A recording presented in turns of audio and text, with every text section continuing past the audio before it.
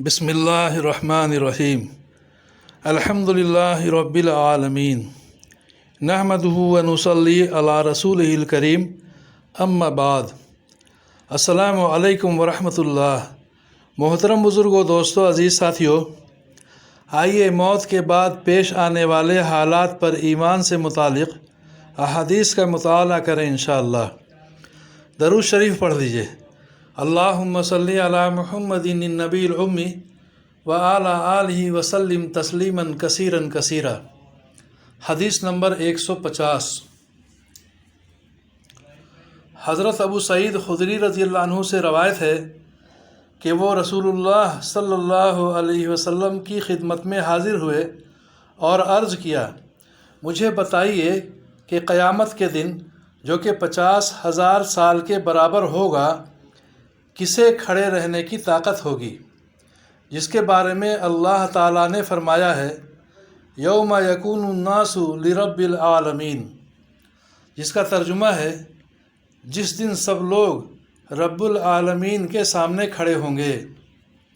رسول اللہ صلی اللہ علیہ وسلم نے ارشاد فرمایا، مومن کے لیے یہ کھڑا ہونا اتنا آسان کر دیا جائے گا کہ وہ دن اس کے لیے فرض نماز کی ادائیگی کے بقدر رہ جائے گا۔ بیہقی مشکات۔ حدیث نمبر 151۔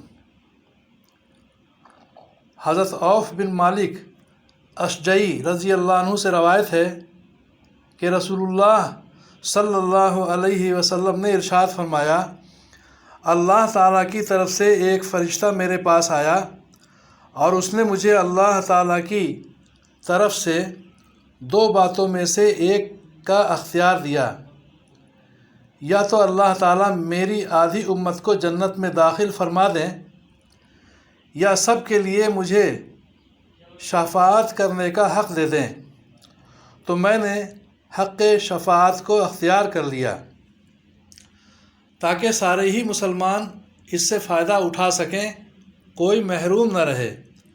چنانچہ میری شفاعت ہر اس شخص کے لیے ہوگی جو اس حال میں مرے کہ اللہ تعالیٰ کے ساتھ کسی کو شریک نہ کرتا ہو۔ ترمذی کی حدیث۔ حدیث نمبر 152۔ حضرت انس بن مالک رضی اللہ عنہ فرماتے ہیں کہ رسول اللہ صلی اللہ علیہ وسلم نے ارشاد فرمایا، گناہ کبیرہ کرنے والوں کے حق میں میری شفاعت صرف میری امت کے لوگوں کے لیے مخصوص ہوگی، دوسری امتوں کے لوگوں کے لیے نہیں ہوگی۔ ترمذی کی حدیث۔